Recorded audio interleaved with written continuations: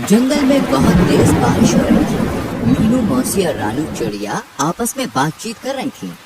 मीनू मौसी, जंगल में 3 दिन से लगातार बारिश हो रही है। अब तो इस बारिश को बंद हो जाना चाहिए। तुम सही कह रही हो रानू, लगातार हो रही बारिश से सभी बहुत ज्यादा परेशान हैं और चिंतित भी। मैं जरा जंगल का एक चक्कर लगा कर आती हूँ। इतना बोलकर रानू चिड़िया बारिश के बीच उड़ने लगी। रानू चिड़िया उड़ते हुए कुछ ही दूर गई थी कि तभी उसकी नजर एक बकरी के बच्चे पर पड़ी, जो कि बारिश में भीगता हुआ कांप रहा था। अरे ये बकरी का बच्चा तो ठंड में कांप रहा है। लगता है ये अपने घर का रास्ता भूल गया है। रानू चिड़िया ने इतना कहा ही था कि तभी रानू चिड़िया की नजर उस बकरी के बच्चे से थोड़ी दूर खड़े हुए एक पेड़ के पास एक भेड़िए पर पड़ी। ये भेड़िया तो हमारे जंगल का मालूम नहीं होता, ये तो किसी दूसरे जंगल का लगता है। रानू चिड़िया उड़ते हुए भेड़िए के पास पहुंच गए। कौन हो तुम? मैं अपने जंगल के सभी प्राणियों को जानती हूँ। तुम तो इस जंगल के नहीं लगते। तुम सही कह रही हो, मैं इस जंगल का नहीं हूँ। मैं इस जंगल से गुजर रहा था कि तभी बारिश शुरू हो गई। बारिश से बचने के लिए मैं इस जंगल में रुक गया। जब बारिश बंद हो जाएगी तो मैं चला जाऊंगा। ठीक है। इतना बोलकर रानू चिड़िया उस बकरी के बच्चे के पास जाकर बोली, तुम यहाँ पर क्या कर रहे हो? तुम्हारी माँ कहाँ है और तुम्हारा नाम क्या है? मेरा नाम गोलू है। मैं बारिश में खेल रहा था, मगर खेलते खेलते बहुत दूर निकल आया और घर का रास्ता भूल गया। इतना बोलकर गोलू रोने लगा। तुम चिंता मत करो, मैं तुम्हें तुम्हारे घर ले जाऊंगी। मेरी माँ मना कर रही थी, लेकिन मैंने उनकी बात नहीं मानी। तुम्हें अपनी माँ की बात माननी चाहिए थी। चलो मेरे साथ। रानू चिड़िया गोलू को लेकर कुछ ही दूर चली थी कि तभी गोलू की माँ गोलू को ढूंढते हुए वहाँ पर आ गई। तुम कहाँ चले गए थे गोलू? तुम्हें पता है मैं कितनी परेशान हो गई थी। अपनी माँ को देखकर गोलू खुश होते हुए बोला, मैं आपकी अब हमेशा बात मानूंगा माँ। रानू चिड़िया गोलू की ओर देखकर बोली, अब तुम अपनी माँ के साथ घर चले जाओ और जब तक बारिश बंद नहीं हो जाती तब तक बाहर खेलने मत आना। गोलू अपनी माँ के साथ चला गया और रानू चिड़िया उड़ते हुए मीनू मौसी के पास जाकर सारी घटना बताने लगी। रानू चिड़िया की बात सुनकर मीनू मौसी बहुत गहरी सोच में डूब गई। मीनू मौसी, आप इतनी गहरी सोच में क्यों डूब गई? कहीं वो भेड़िया उस मासूम बकरी के बच्चे को नुकसान पहुंचाने की तो नहीं सोच रहा था ना? अरे नहीं मीनू मौसी, वो भेड़िया तो खुद डरा सहमा पेड़ के नीचे खड़ा हुआ था। बारिश बंद होने के बाद वो चला जाएगा। अगले दिन बारिश थम गई। रानू चिड़िया धूप का आनंद ले रही थी कि तभी मोनू चिड़िया वहाँ पर आकर रानू चिड़िया से बोली, अरे रानू, तुम यहाँ आकर बैठ गई हो और वहाँ पर बेचारी एक बकरी फूट फूट कर रो रही है। कौन सी बकरी फूट फूट कर रो रही है? मुझे नहीं पता। वे बेचारी अपने बच्चे को ढूंढती फिर रही है। उसका कहना है कि उसका बच्चा कल रात से घर से लापता है। चलो मेरे साथ। रानू चिड़िया मोनू चिड़िया के साथ तुरंत वहाँ पर चली गई। उसने देखा वह बकरी गोलू की माँ थी। रानू चिड़िया उसके पास जाकर बोली, क्या हुआ? तुम रो क्यों रही हो? कल मैं अपने गोलू को घर पर ले गई थी।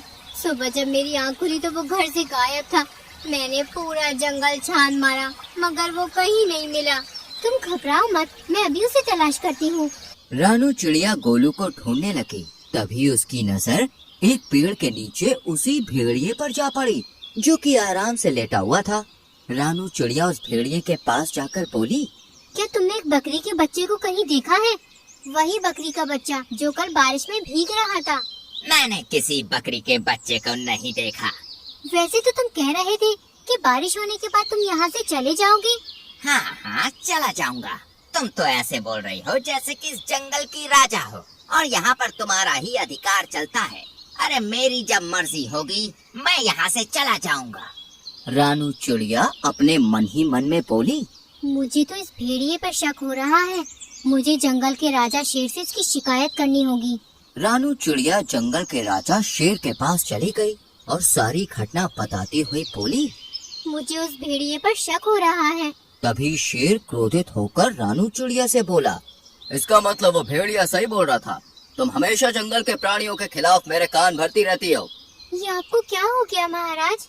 तभी रानू चिड़िया ने देखा वो भेड़िया गुफा के दूसरे हिस्से से निकलकर गोलू के साथ वहाँ पर आकर शेर के सामने खड़ा हो गया है। रानू चिड़िया हैरत से इस दृश्य को देखने लगी। महाराज, जब मुझे पता चला कि ये बकरी का बच्चा कल से गायब है तो मैं जंगल में उसकी तलाश के लिए निकल गया, मगर मैं जानता था कि ये रानू चिड़िया मेरे खिलाफ आपके कान जरूर भरने आएगी, इसलिए मैंने आपको पहले ही सब कुछ बता दिया था। महाराज, इस रानू चिड़िया के कारण ही दूसरे जंगल का कोई भी प्राणी आपके जंगल में नहीं आता। शेर रानू चिड़िया की ओर देखकर बोला, और तुम कह रही थी कि इस भेड़िए ने बेचारी बकरी के बच्चे को मार डाला, मगर ये तुम्हारे आने से पहले ही इसे यहाँ सही सलामत ले आया। तुम्हें अब सजा मिलेगी, तुम्हें जेल में डाल दिया जाएगा। इतना बोलकर शेर ने अपने सिपाहियों को आदेश दे दिया और रानू चिड़िया को एक पिंजरे में बंद कर दिया। शेर भेड़िए की ओर देखकर बोला, तुम्हारी जब तक मर्जी हो तुम यहाँ पर रह सकते हो। भेड़िया खुश होकर वहाँ से चला गया। इधर मोनू चिड़िया इस सारे दृश्य को देख रही थी। वह तुरंत मीनू मौसी के पास पहुँच गई और सारी घटना बताते हुए बोली, कुछ कीजिए मीनू मौसी, जंगल के राजा शेर ने रानू चिड़िया को बंदी बना लिया है। मीनू मौसी गहरी सोच में डूबते हुए बोली, जब रानू चिड़िया ने मुझे बताया था कि वो भेड़िया एक पेड़ के नीचे खड़ा हुआ उस बकरी के बच्चे को देख रहा था, मुझे तभी कुछ न कुछ गड़बड़ लग रही थी। जो भी हो, लेकिन आप कुछ भी करके रानू चिड़िया को उस पिंजरे से बाहर निकालिए। चिंता मत करो मोनू, हम दोनों को अभी फिलहाल कुछ नहीं करना, हमें सिर्फ उस भेड़िए पर गहरी नजर रखनी होगी। पहले हमें पता चलना चाहिए कि उस भेड़िए के दिमाग में आखिर चल क्या रहा है, आखिर ये कौन सा मकसद लेकर इस जंगल में आया है।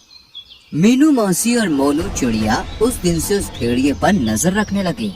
वह भेड़िया दिन भर जंगल में घूमता और दूसरे जानवरों का मांस छीनकर खा लेता।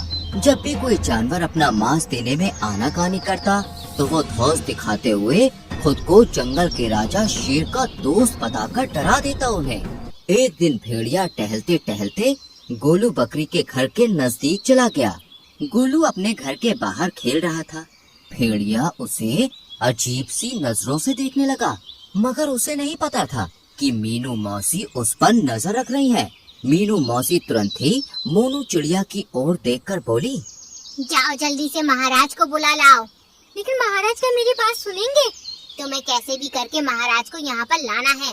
मुझे इस भेड़िए के इरादे सही नहीं लग रहे और महाराज का यहाँ आना बहुत जरूरी है। मीनू मौसी की बात सुनकर मोनू चिड़िया सीधे उड़ती हुई जंगल के राजा शेर के पास पहुँच गई। यहाँ पर क्यों आई हो मोनू? महाराज, आपको अभी और इसी वक्त मेरे साथ चलना होगा। मुझे अब चिड़ियों पर भरोसा नहीं रहा। सोच लीजिए महाराज, कहीं ऐसा ना हो कि आगे जाकर आपको अपने फैसले पर पछताना पड़े।